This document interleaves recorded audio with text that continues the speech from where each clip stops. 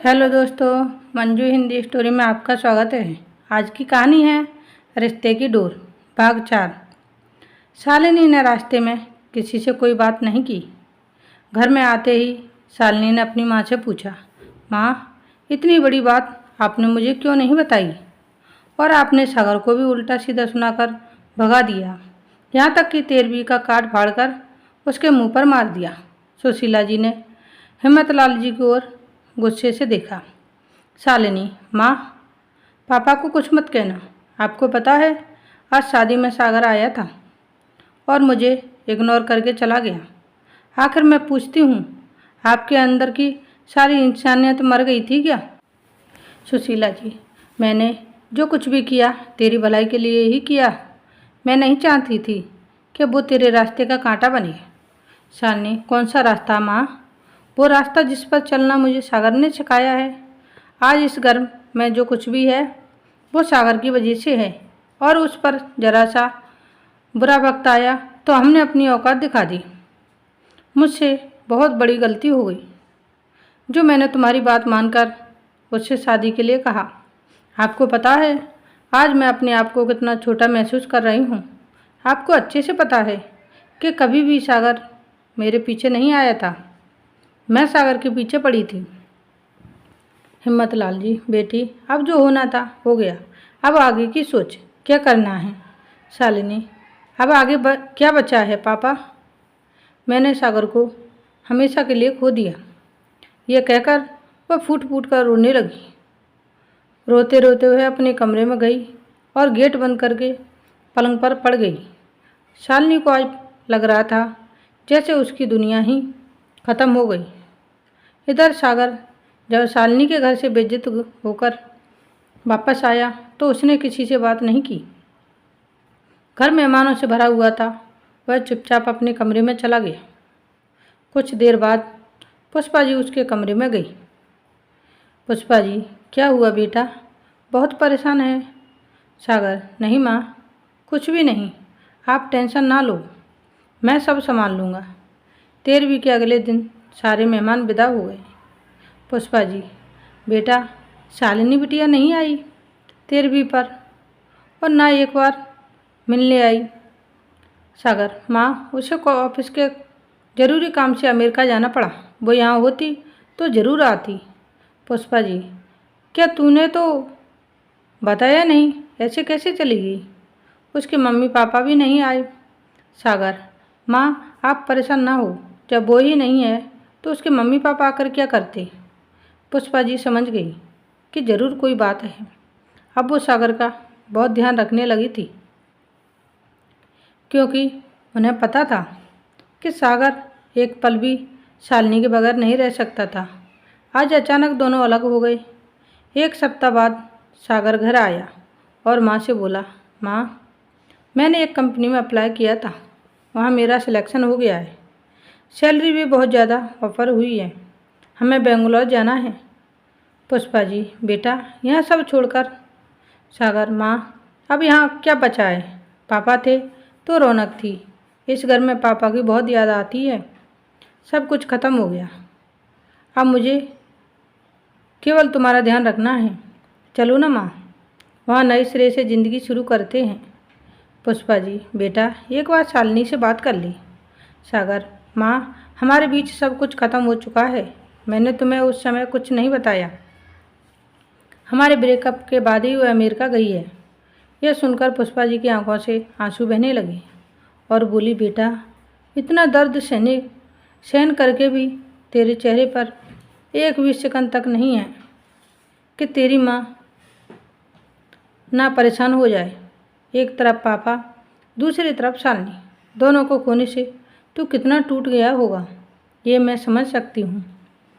पापा को तो वापस नहीं ला सकती हूँ, लेकिन शालिनी से बात तो कर सकती हूँ।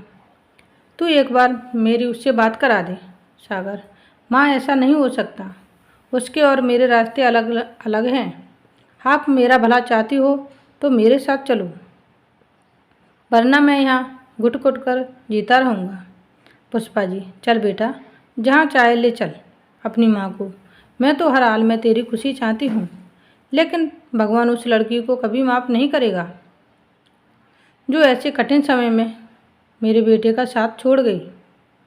सागर, माँ ऐसा मत कहो, शायद उसकी कोई मजबूरी रही होगी। पुष्पा, ये तेरी इंसानियत है बेटा, तू चिंता मत कर, इससे अच्छी लड़की मिलेगी तुझे। एक सप्ताह बाद दोनों बेंगलोर पहुंच जाते हैं। सागर ऑफिस ज्वाइन कर लेता है और मन लगाकर काम करने लगता है। एक दिन काव्या का फ़ोन आया तो उसे पिछली सारी बातें याद आ गई। सागर, काव्या, मेरी ओर से तुम्हें शादी की ढेर सारी बधाइयाँ, लेकिन मैं नहीं आ पाऊँगा। काव्या, यार तुझे मेरी कसम, आना तो पड़ेगा। सागर, ठीक है, तू बहुत ज़िद्दी है, लेकिन मेरी एक शर्त है, मेरे आने के बारे में किसी को कुछ मत बताना। तू जानती है मैं किसकी बात कर रहा हूँ और मैं ज़्यादा रुक नहीं पाऊँगा। काव्या, तू बस आ जा, मैं किसी से तेरे बारे में जिक्र नहीं करूँगी। शालिनी काव्या को फ़ोन करती है। काव्या, तेरे पास सागर का नंबर है, मुझे दे दे, मैं बात करना चाहती हूँ। काव्या, नहीं शालिनी, मेरे पास नंबर नहीं है, मैंने नंबर मेरे एक कॉमन फ्रेंड से लिया था। तेरे से मिलने के बाद मैंने उस नंबर पर बहुत कॉल की, लेकिन वह नंबर बंद है। मैं तुझे नंबर भेज देती हूँ, लेकिन कोई फ़ायदा नहीं होगा। शालिनी, नहीं, रहने दे, मैं देखती हूँ। शालिनी को 2 दिन बाद कनाडा वापस जाना था। उससे पहले वह सागर से मिलना चाहती थी, लेकिन सागर से मिलने को कोई भी रास्ता नहीं मिल पाया। वह 2 दिन बाद कनाडा चली गई। इधर सागर अपने काम में बिजी हो गया था कि उसे दिन रात केवल काम ही काम दिखाई देता था, जैसे वह काम में अपने दुखों को भूल जाना चाहता है। एक दिन वह घर आया तो पुष्पा जी ने उससे बात की। बेटा, कब तक चलेगा? एक बार शालिनी से बात कर ले, मैं चाहती हूँ तुम दोनों अब शादी कर लो। सागर, नहीं माँ, उससे मेरा कोई वास्ता नहीं है। जब मुझे उसकी सबसे ज़्यादा ज़रूरत थी वह तभी छोड़कर चली गई। पुष्पा जी, बेटा, हो सकता है कोई गलतफहमी हो, एक बात कर ले, क्या पता वो भी पछता रही हो।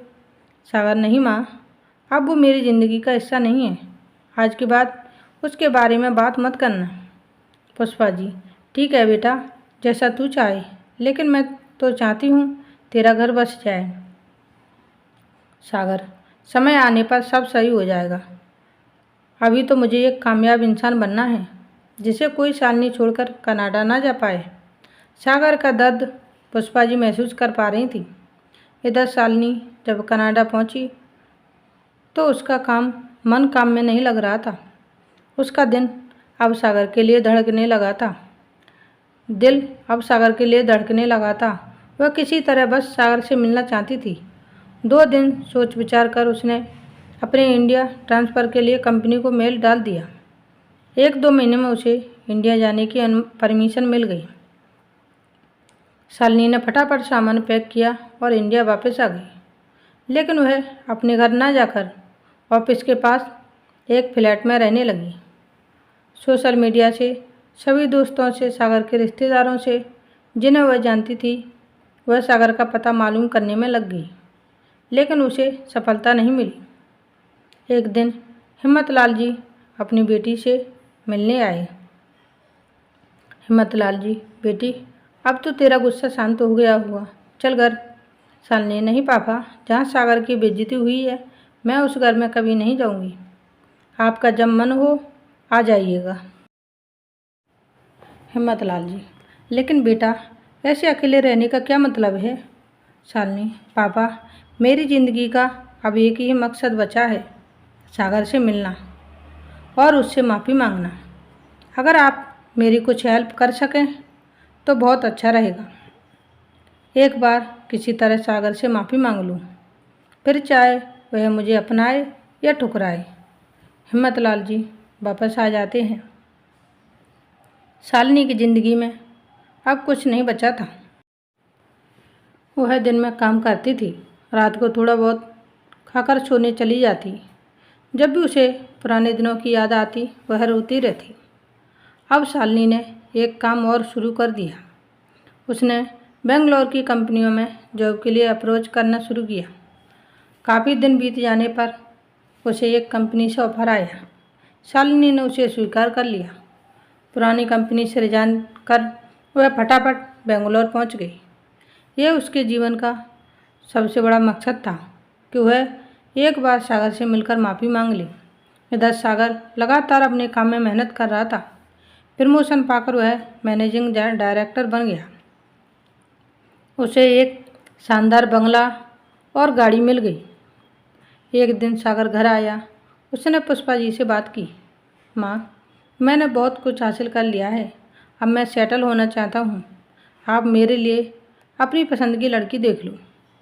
मैं आपकी खुशी के लिए शादी करना चाहता हूँ। पापा को कोई खुशी नहीं दे पाया, लेकिन मैं आपको खुश देखना चाहता हूँ। पुष्पा जी, सच बेटा, आज तो तूने मेरा दिल खुश कर दिया। अब देख, मैं तेरे लिए कितनी अच्छी लड़की ढूंढती हूँ।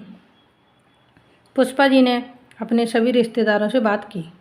कुछ ही दिनों में सागर के लिए रिश्ते आने लगे। पुष्पा जी ने एक लड़की पसंद कर ली।